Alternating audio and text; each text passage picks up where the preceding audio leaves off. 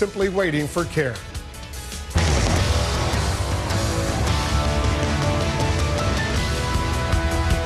Hello, I'm Wolf Blitzer reporting from Washington. We start in Iraq, where the battle in Iraq has now shifted back to the fight over Iraq's oil. Right now, ISIS insurgents are fighting Iraqi forces for control of over the country's largest oil refinery. This is a vital facility. It's just 130 miles from Baghdad, and it produces about a third of the country's entire oil output. Our senior international correspondent, Nick Robertson, is joining us from Baghdad. Nick, we're hearing conflicting reports on who's actually in control of this hugely important refinery. What do you know? Well, without this refinery online, the country is getting short of cooking gas. The prices are going up, gone up fivefold, we're told, in some cities. Fuel for cars, there are lines of 3 or 4 hours at some of the gas stations now. People just don't have the gas because this refinery is continually being fought over.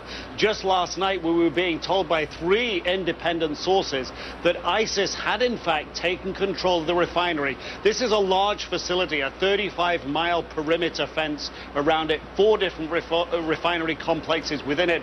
But today, the army spokesman said once again that the military was fighting for control of it, indeed had control over parts of it. We're also hearing the same narrative about Talafar, that important airbase and town in the north of the country. That again, not clear who controls it, fighting continuing there. The government also saying today that it had taken control of a border crossing point into Syria and one that goes into Jordan, links Iraq to Jordan. This because ISIS militants had posted pictures online indicating that they had taken control of it. Again, impossible for us to get to these locations and determine exactly who's in control. It paints a very fluid picture here, Wolf.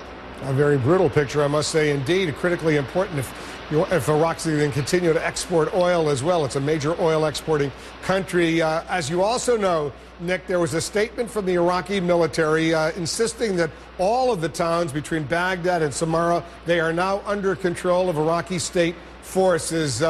I guess the question is, A, does the Iraqi military, the public statements they put out, do they have a whole lot of credibility? Are they backed up by the facts? Are you getting a sense, if they are true, that the Iraqi military is beginning to step up and flex their military muscle? You know, what they've said is they're doing these tactical withdrawals and then retrenching and refocusing on other areas. And that area we're talking about there, Diyala province, just north of Baghdad, Samarra down to Baghdad, about an hour and a half's drive to Samarra.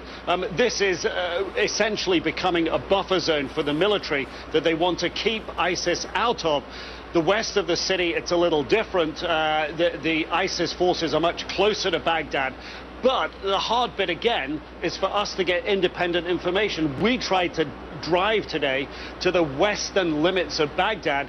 It's impossible for us to get there. It's impossible to get out, get that independent confirmation, Wolf.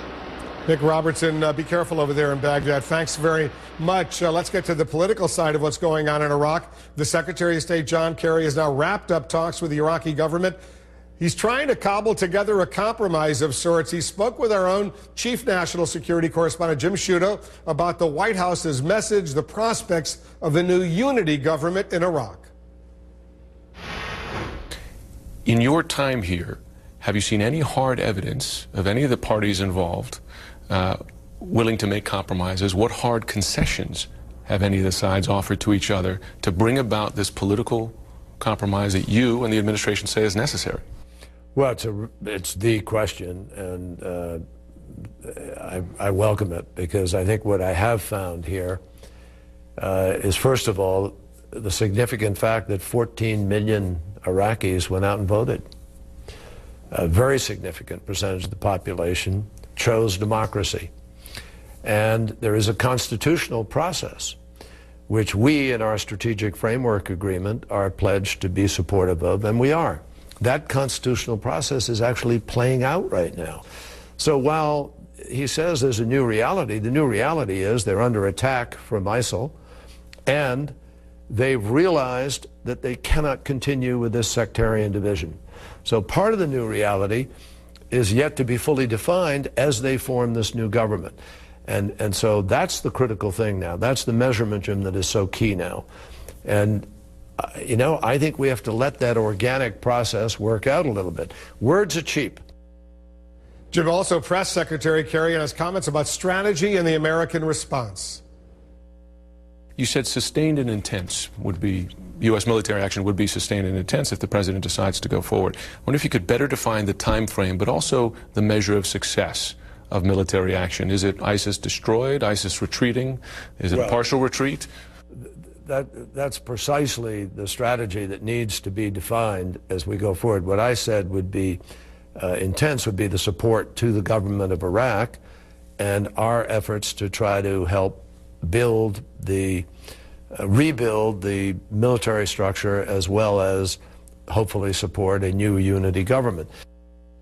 We're going to have more of Jim's conversation with Secretary Kerry later this hour. Stand by for that. While the U.S. considers its political options, it's also considering some military options. The White House saying it has not yet made a decision on whether to use airstrikes, but so far, the U.S. military says its drones have not been part of any attacks anywhere inside Iraq. Barbara Starr is our Pentagon correspondent. She's been following all of these developments.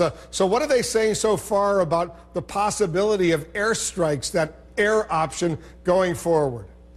Still on the table, Wolf, still the president making no decision, and many U.S. military officials saying that airstrikes basically will not solve the political crisis inside of Iraq. It is not going to destroy ISIS. It's not going to make the Iraqi military any stronger. It's not really going to achieve much. But so why is it still on the table? Well, there's three basic scenarios that would make airstrikes come about at this point. First and foremost, if those U.S. military advisors going into Iraq came under enemy fire, you can bet warplanes will roll in and protect them till they can be gotten out of that.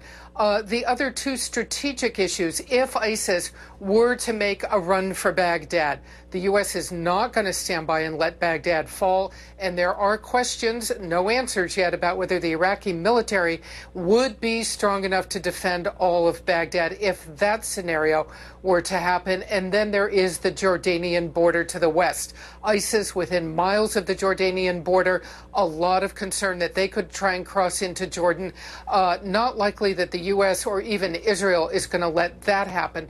So you see this scenario building where there could be the potential for airstrikes. If that decision was made right now, today, there are 7 U.S. Navy warships in the Persian Gulf, about 1,000 Marines, and also dozens and dozens of warplanes in the region.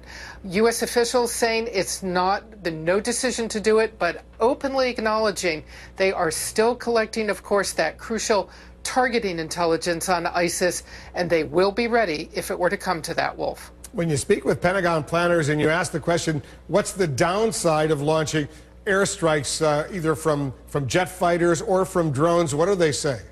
Well, it's a couple of things. First of all, it's really one of the crucial questions that you're pointing to right now. If the U.S. were to launch airstrikes, it may be perceived in the region as being pro-Shia, pro on the side of the Maliki government, and drive the Sunnis even closer into the ISIL camp. That's a big concern, that the U.S. would be seen to be taking sectarian sides in all of this. But also, fundamentally, this is a political dispute, if you will. The violence is brutal, but behind all of it is basically the U.S. feeling that the Maliki government simply has not included the Sunnis. They have been driven into essentially the ISIL camp already.